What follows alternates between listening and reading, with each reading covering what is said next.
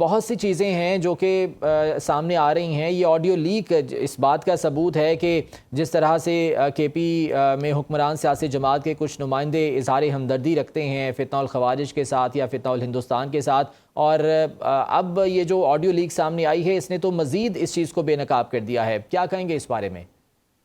دیکھیے جی، یہ بدقسمتی ہے. جو لوگ ادھر حکمران ہیں غیر سنجیدہ لوگ ہیں، ان کی پرائرٹیز میں یہ ہے نہیں. اکثر میں کہتا رہتا ہوں کہ پی ٹی آئی دہشت گردی کے مخالفت تو دور کی بات ہے، یہ فیسیلیٹیٹر ہے.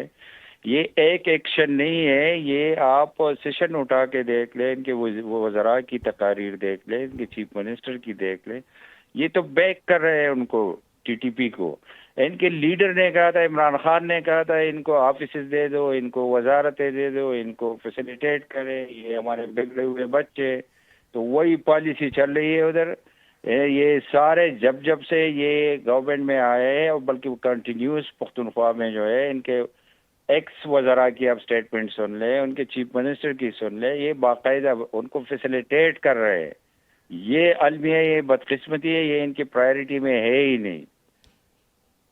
تو عباد اللہ صاحب، اس طرح کے عناصر کا یا اس طرح کے لوگوں کا حکومت میں شامل ہونا، اسمبلی میں آ کر بیٹھنا، یہ تو صوبے کے امن و امان پر بھی ایک بہت بڑا سوالیہ نشان ہے پھر. یہ ایکچولی یہ بار بار میں کہہ رہا ہوں کہ یہ جو غیر سنجیدہ لوگ پختونخوا میں کب سے بیٹھے ہیں، تو یہ پختونخوا کے لوگوں کے ساتھ بھی زیادتی ہو رہی ہے. یہ آپ کے پختونخوا میں آج 90% پختونخوا میں مغرب کے بعد کوئی باہر نکل نہیں سکتا. لائن آرڈر کی یہی سچویشن ہے. ہم نے ایز اے پوزیشن ان کو اس ایشو پر ریپیٹڈلی سپورٹ بھی کیا کہ یار اس پر سیریس ہو جائے. Cross the border political affiliation سے بالا تر ہو کر ہم نے کمیٹی بھی بنائی، ہم نے پی سی بھی بلائی. اور اس لیے کہ آپ کے ساتھ ہمارے ہزار اختلاف اپنی جگہ، آپ کے ساتھ ہمیں بیٹھنا بھی نہیں چاہیے، لیکن یہ جو ایشو ہے ہم آپ کو سپورٹ دے رہے ہیں. خدا کے لیے یہ ایشو نمبر 1 ہے پختونخوا کا، اس کو سیریس لے لیں. وہ غیر سنجیدہ لوگ ہیں، ان کی پرائرٹی لسٹ میں یہ نہیں ہے. آپ کے 90% پختونخوا میں لوگ گھروں سے باہر نہیں نکل سکتے.